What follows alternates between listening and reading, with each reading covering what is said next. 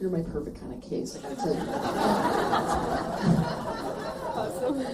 Someone's like, I'm so messed up. By the end of it, you're not gonna feel that way.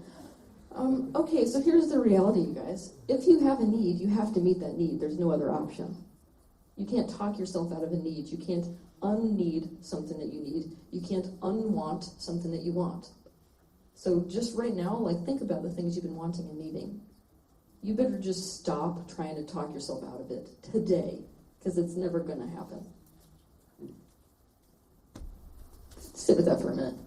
You guys like, oh yeah, and don't try to talk anybody else out of what they want and need either, by the way. In fact, if you want somebody to really expand, like as fast as possible, just help them get whatever it is they want and need, regardless of whether you're in judgment of it or not. Here's a little bit of a problem, right? We're in the spiritual community, which is completely chock full of people who have avoidant attachment. Do you understand avoidant attachment? It's, I had so much trauma in my childhood relative to my connection with people that it's safer not to be connected. So what do we do when we can't get our needs met through other people? We have to look outside of people to get our needs met. So many of us go, okay, I can't get my needs met through people, let's go to God. Let's become spiritual, right? So like in a spiritual community, you are just surrounded by people who are like, you're never going to get your needs met by anybody else. It's all about you getting it through you and you alone. How many of us have heard that? It's like, oh my God, okay. What if I told you that as a physical human, there are needs which literally cannot be met by you alone? That's the issue here.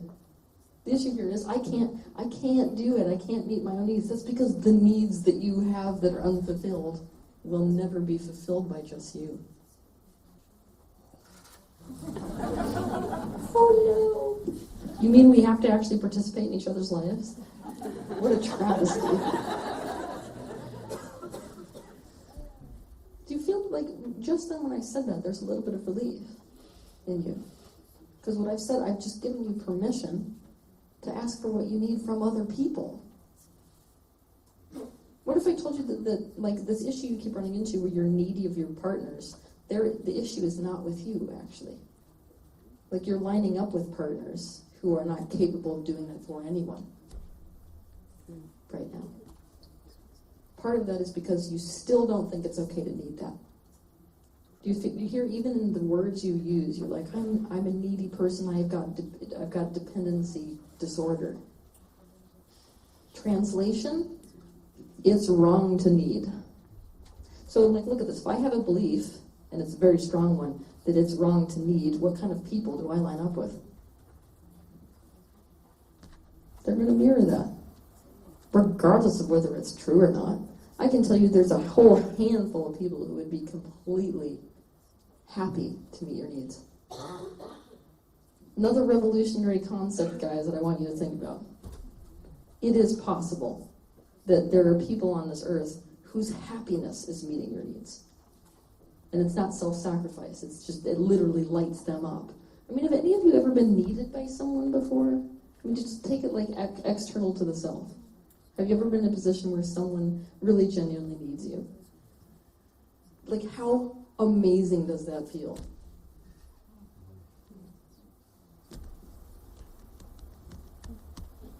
There are people who literally would kill to be with you.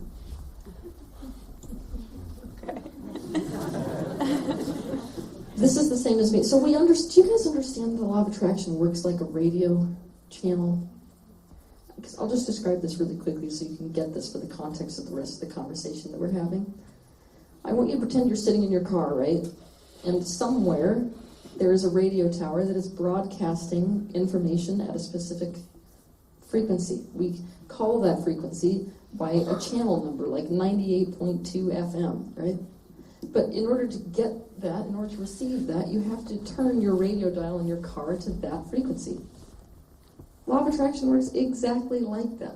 It just so happens that thing that turns your radio channel is your mind. It's your thoughts and the way you feel about those thoughts. You can tell what frequency you're tuned to based on how you feel. That's what emotions really are. That's why they're so incredibly great. It's like they're the compass that is guiding you through life. telling you whether you are on track in alignment with what you desire or whether you're not on track in alignment with what you desire. So, obviously, if you're thinking things like it's not okay to need, are you going to be on the same channel as somebody who meets your needs? No, you're going to receive people who say, God, you're so needy. Why can't you just do it yourself? You know everything you need is within you.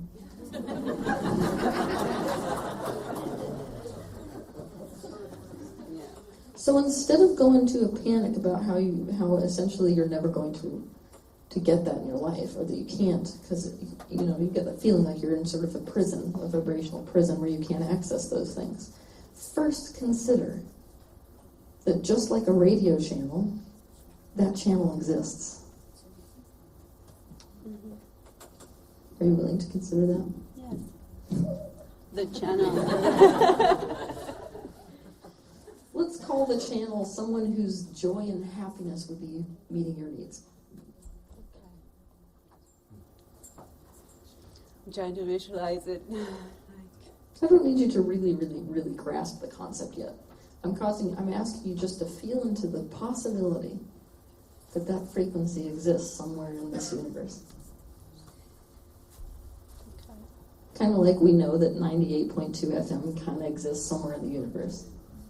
Right?